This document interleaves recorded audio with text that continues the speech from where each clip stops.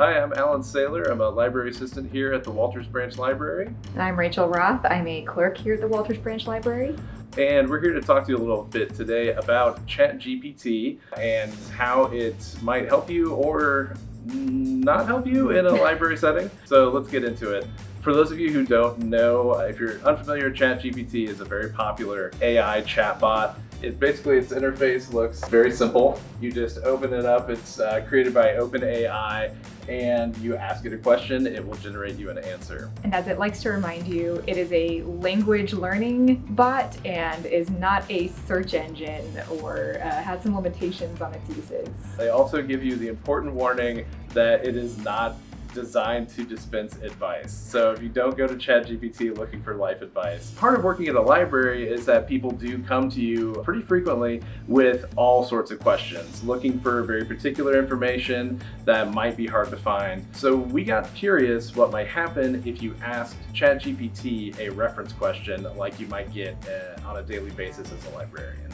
And we tested that out with real reference questions we have gotten from real patrons here at Walters. Yes, yeah. We get sometimes people interested in true crime. It's one of the more popular our nonfiction collection. So sometimes we have people come in looking for information on specific crimes. Kind of concocted, or we found a high-profile murder, like a high-profile historic murder case. Kind of testing it a little bit to see if it could figure out which case we were referring to, because also sometimes library patrons come in without having all the information they need to really describe what they're looking for. So we kind of have to help with that process too. We asked it kind of a vague question to start with. The question was, I'm looking for more information about a murder case. I think it happened in North Carolina, and I think it involved a millionaire's son and an actress. So we plugged that into ChatGPT. It first spat out a few ideas of what the case might be. We had to give it a little bit of extra information to try and hone down on it. And then things got a little weird when we kept pressing it. We asked the question again, and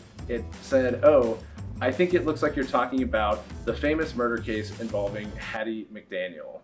Which of course is not a thing that actually occurred in real life or in fiction or anything like that. They were referring to the actress Hattie McDaniel, very famous, won an Academy Award for Gone with the Wind. ChatGPT just kind of made that up. We eventually managed to get it drilled down to the correct murder case that we were talking about, and we asked it, that sounds great, you have a book on the topic, and it produced a reference for us. It said, yes, a book about this does exist. It's called Death on the 4th of July, and it's by David Stout. And we went to Google, we went to Polaris, we went to Fantastic Fiction. We look, Amazon books. Yes. No. That book is not real. It just doesn't exist. We found the title and we found the author. Like, those two things were true. They were not together. That book doesn't exist, and it had nothing to do with the non-existent, Hattie McDaniel case or the real murder one we were talking about. Right. Yeah, so. There's some issues with using ChatGPT to try and sort of guide yourself to correct information. When we asked it as though we were a high school student trying to write a paper on endangered species in Kansas, then it pulled out all sorts of great information from really credible sources. So that was an example of how it could be used well. Yeah. That's not always the case. So you kind of have to be careful. Just with the way the AI chat technology works right now, I know there are a lot of applications have some form of chatbot. You just have to kind of take whatever they're saying with a grain of salt.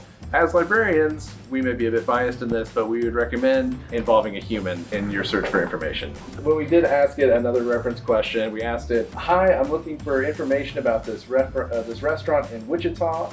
It's not open anymore, but they served Cantonese food. Where can I find something about that?